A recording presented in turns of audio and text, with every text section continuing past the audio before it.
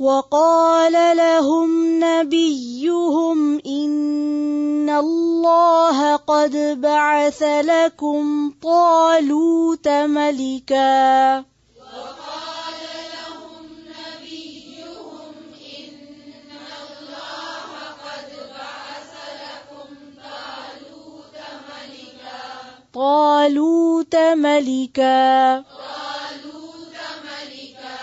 قالوا أنى يكون له الملك علينا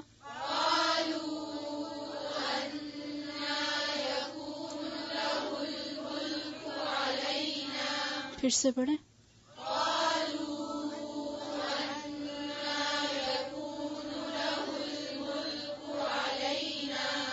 قالوا أنى يكون له الملك علينا ونحن أحق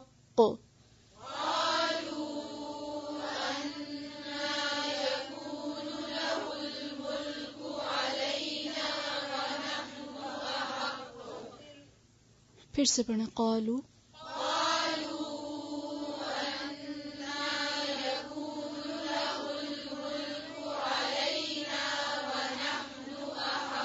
پھر سے پڑھیں پوری توجہ سے.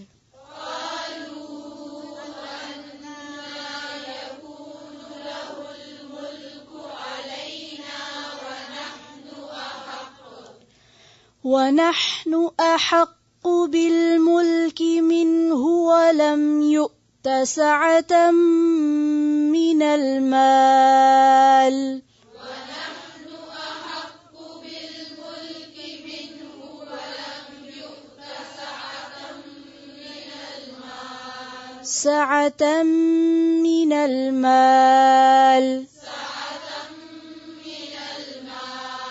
میم کی زیر کو باریک کریں.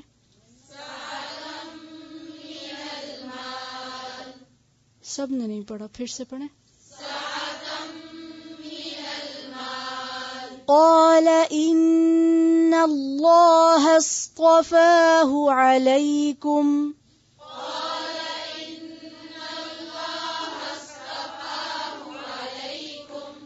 وزاده بسطة في العلم والجسم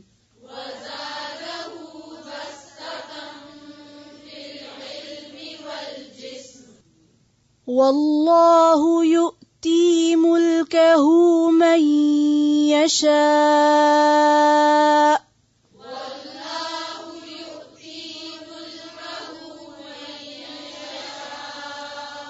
یؤتی.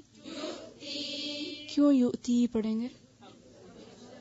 تا کے نیچے کیا ہے اور آگے کیا ہے؟ یا ساکن. تو کس طرح پڑھیں گے؟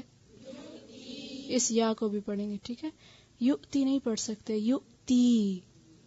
واللہ یؤتی ملکہ من یشاء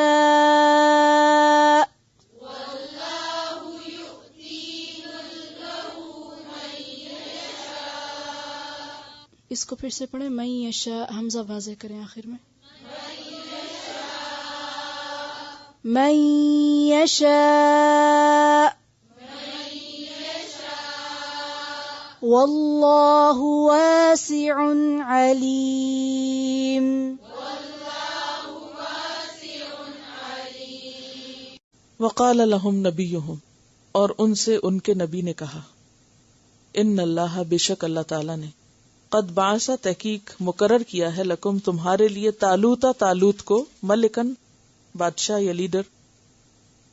طالوت کا لفظ جو ہے ویسے تو عبرانی لفظ ہے, عبرانی میں اس کو جدون کہا گیا ہیبرو میں, لیکن یہ لفظ طول سے ہے, طول یعنی لمبے, کہتے ہیں لمبے قد کے تھے یہ لوگ, ان کے کندھوں تک آتے تھے. اسم با مسمى. قالوا وہ کہنے لگے, انا یکون لہ الملک, اس کی بادشاہت کہاں سے ہو سکتی ہے, علینا ہم پر. پہلے کہنے لگے بادشاہ کوئی بھی مقرر کر دیں, ملکن کوئی بھی جس کو مرضی کر دیں, بس ہمیں مصیبت سے نکلنا ہے. مقرر ہوئے, اعتراض شروع ہو گئے. کالو کون کہنے لگے؟ یہی لوگ. انا کہاں سے, کیوں کر, کیسے, ہاؤ کم یکون لہ الملک، اس کے لیے بادشاہت ہو سکتی، وہ کیسے بادشاہ بن سکتا طالوت، علینا ہم پر، ونحن احق، ہم زیادہ حقدار ہیں بالملک کی بادشاہت کے، کیونکہ ہم سردار ہیں. ملا تھے نا، ملا کا لفظی معنی ہوتا بھرنا، تو ملا سرداروں کو کہتے ہیں کیونکہ وہ کیا بھرتے ہیں، لوگوں کے دلوں میں رعب بھرتے ہیں اور ایک شان و شوکت رکھتے ہیں، اور ان کے بغیر مجلس خالی ہوتی ہے، وہ مجلس میں ہو تو مجلس بھر جاتی ہے. ابعث لنا ملکن، تو ہمارے لیے ملک مقرر کیجیے. جب مقرر ہو گیا تو پھر کیا ہوا، یہ کیسے ہو گیا؟ اعتراض کیا تھا؟ ولم یؤتا، اور نہیں وہ دیا گیا، کیا؟ سعتن، وسعت. سعت کس کو کہتے ہیں؟ فراخی، واو سین این اس کا روٹ ہے. من المال، مال میں سے، نہیں اس کے پاس تو مال ہی نہیں ہے، یہ فقیر آدمی ہے. تو ان کا کرائیٹیریا کیا تھا کہ جرنیل کون ہو؟ مالدار ہو. قالا، پیغمبر سمجھانے لگے، ان اللہ اصطفاہ علیکم، بے شک اللہ نے اس کو چن لیا ہے تم پر. اصطفا کا کیا معنی ہوتا ہے؟ روٹ کیا؟ سواد فے یہ صفی، چنا ہوا، چن لیا ہے تم پر. وزادہ، اور زیادہ دی ہے اس کو، بسطتن، فراخی، بے سین توئے بسط، باسط اسی سے عبد الباسط، پھیلانا، وسط، یعنی اس کو خوب دیا ہے، زیادہ دیا ہے. وسط کس میں؟ فی العلم، علم میں، والجسم، اور جسم میں، یعنی مانوی قوت بھی بہت ہے اور حصی قوت بھی بہت ہے. جسمانی طاقت بھی خوب ہے اور علم بھی بہت ہے، لیکن مال نہیں. تو اسلام میں قوت کا معیار کیا ہے؟ علم. کثرت کے ساتھ علم کا اس سے بارے میں ذکر ہوا ہے، اور پھر اختتام پر آ کر ویسے بھی پریکٹیکلی دکھا دیا گیا کہ اللہ تعالیٰ کے چنے ہوئے بندے کون ہیں. لیکن پھر بھی ہم علم نہیں حاصل کرنا چاہتے. ہم کیا حاصل کرنا چاہتے ہیں؟ مال، جس کو یہاں کرائیٹیریا نہیں بنایا گیا، اس کو نہیں کنسیڈر کیا گیا یہاں. واللہ یؤتی، اور اللہ دیتا ہے، ملکہ، اپنی بادشاہت، من یشاء، جس کو وہ چاہتا ہے. یعنی تم سے پوچھنے کی بات نہیں، یہ اللہ کی اپنی مرضی. واللہ واسع علیم، اور اللہ وسعت والا ہے اور علم والا ہے. یہاں پھر اختتام علم پر. وقال لهم نبیہم، ان کے نبی نے ان سے کہا، ان اللہ قد بعث لکم طالوت ملکا، کہ اللہ نے تمہارے لیے اب وہ جرنیل مقرر کر دیا ہے، بادشاہ مقرر کر دیا، جس کا نام طالوت ہے. طالوت کا نام بائبل میں ساؤل آتا ہے، اور یہ بنیامین کے قبیلے کا ایک شخص تھا. کہا جاتا ہے کہ 30 سال کی ان کی عمر تھی، بہت ہی خوبصورت اور قداور تھے، اور علم بھی بہت تھا ان کے پاس. قالوا انا یکون لہ الملک علینا، لیکن بنی اسرائیل کے سردار اس پر راضی نہیں. وہ سمجھ رہے تھے کہ شاید ہم میں سے کسی کو مقرر کیا جائے گا، اسی لیے انہوں نے کہہ بھی دیا، ونحن احق بالملک منہ، ہم اس سے زیادہ بادشاہت کے حقدار ہیں طالوت سے. ولم یؤت سعۃ من المال، اس کو تو مال کی وسعت بھی نہیں ملی، اس کے پاس تو پیسہ نہیں ہے. قال ان اللہ اصطفاہ علیکم، لیکن پیغمبر نے جو فیصلہ سنانا تھا وہ سنا دیا. اب دیکھیے کہ جو بھی زوال یافتہ لوگ ہوتے ہیں نا، ان کی خاص علامت تنگ نظری ہوتی ہے. دل کا چھوٹا ہونا، تنگ نظر ہونا. تنگ نظر ہونا کیا ہوتا ہے؟